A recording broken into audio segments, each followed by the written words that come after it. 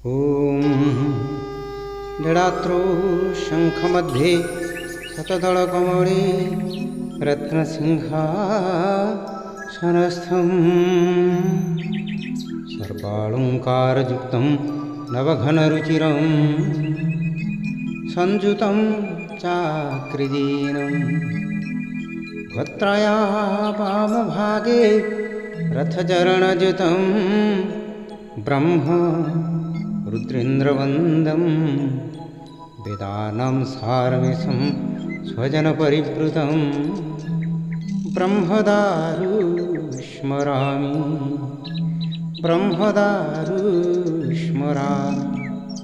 हे जगन्नाथ आपण केते भक्तमानଙ୍କୁ मुक्ति प्रदान करिछन्ति मोक्ष प्रदान करिछन्ति आपणଙ୍କୁ विश्वास करी दास्या बाबू रघु रखित बंधु महांती भक्त शालिक पंचसखा समस्ते आपणकर गुण कीर्तन करिछन्ति शेषरे ब्रह्मलीन हो जाइछन्ति आपण होछन्ति सत्य आपण होछन्ति नित्य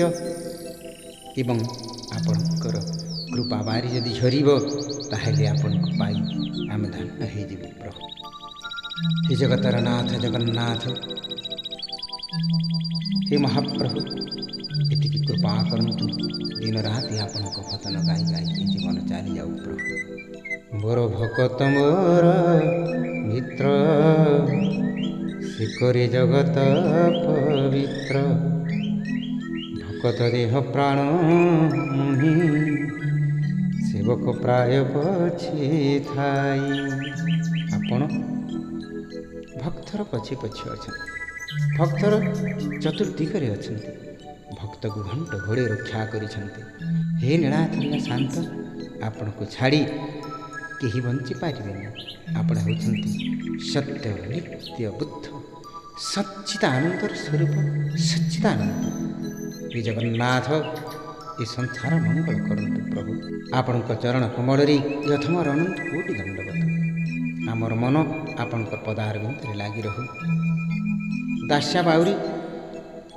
आज धन्य हो गले पुराण पृष्ठार से वर्णित होती आपण को विश्वास रखी भावर सहित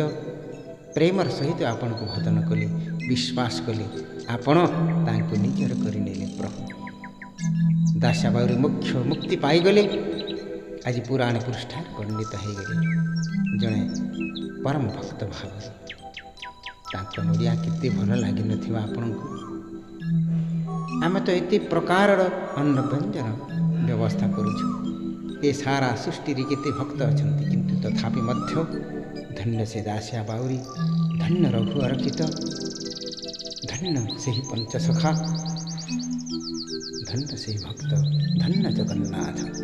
आपण महिमार पटांतर नाही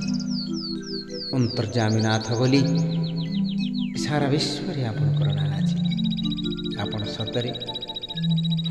भक्तर भाव ग्रहण करते भक्त को केते भल पाती भक्त जानीपारे ना